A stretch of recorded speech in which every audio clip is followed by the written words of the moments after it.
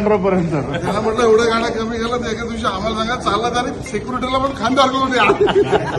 Ambulance लागेल आपल्याला. आशिष शेलार आणि अनिल परब हे विधान भवनात समोरासमोर आले. दोघांमध्ये विषय रंगला तो गाड्यांचा ताफा कमी करण्याचा.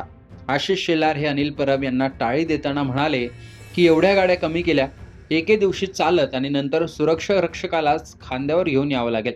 त्यावर दोघे हसत एकमेकांना टाळी देऊन पुढे निघून गेले. मात्र याची चर्चा वेगळीच रंगली आहे. ती का ते पहा. तर सकाळी मुख्यमंत्री देवेंद्र फडणवीस यांच्यासोबत हेल्मेट घालून मंत्री आशिष शेलार हे विधान भवनात आले. पंतप्रधान नरेंद्र मोदी यांनी गाड्यांचा ताफा कमी करा असं आवाहन केल्यानंतर त्याची अंमलबजावणी भाजपच्या प्रत्येक नेत्याने केली. कुणी ईव्ही गाडी घेतली आहे, कुणी गाड्यांचा ताफा कमी केलाय, कुणी पायी चालत आलंय तर कुणी सायकलवर. अशा प्रकारे प्रतिसाद मोदींना मिळालाय. मात्र हेच करत असतानाच आशिष शेलार यांनी मात्र यावर हसत हसत मस्करी करताना तेही विरोधी आमदाराला टाळी देऊन हे अनेकांना पचलेलं नाहीये. शिवसेना ठाकरेंच्या नेत्या सुषमा अंधारे यांनी यावर ट्विट करत हा व्हिडिओ शेअर केला आणि त्यावर लिहिलं की घोर अनर्थ. भाजपचे सत्ताधारी मंत्री असणारे आशिष शेलारच मोदींच्या आवाहनाची टिंगल उडवत आहेत.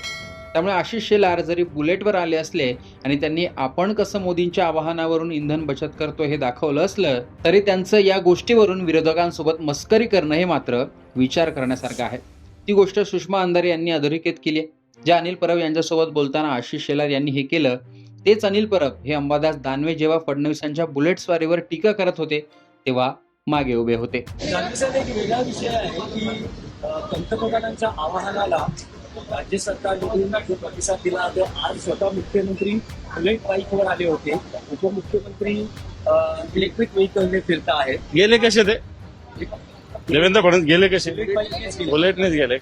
मला असं वाटतं की ही सगळी नाटकबाजी. यांच्या मंत्रिमंडळातले अर्धे मंत्री चार्टर फ्लाईटने फिरतात. चार्टर अर्धे मंत्री, राज्यमंत्री सुद्धा. आणि म्हणून मला असं वाटतं एकदा मुख्यमंत्री बुलेटने आले म्हणजे प्रश्न मिटेल अशातला काही भाग नाही. काल कुठेतरी मध्य प्रदेशमध्ये भोपाळला एक त्यांचा मंडळाचा चेअरमन झाला, तो 700 गाड्या घेऊन गेला भोपाळला उज्जैनहून. मला असं वाटतं एकट्या मुख्यमंत्र्यांनी त्यांच्या पक्षाच्या सगळ्या लोकांना या गोष्टी सांगावं लागेल आणि त्यांनी तसं वागावं लागेल. पंतप्रधानांनी आवाहन केलं आणि पंतप्रधानांनी 100-200 गाड्याचा रोड शो केला. आणि म्हणून मला असं वाटतं या सगळ्या गोष्टीत तोंडदेखलेपणा, नाटकबाजी न करता खऱ्या अर्थानं एक जागरूकता म्हणून सगळ्यांनाच करावं लागेल, मुख्यमंत्र्यांनाही करावं लागेल.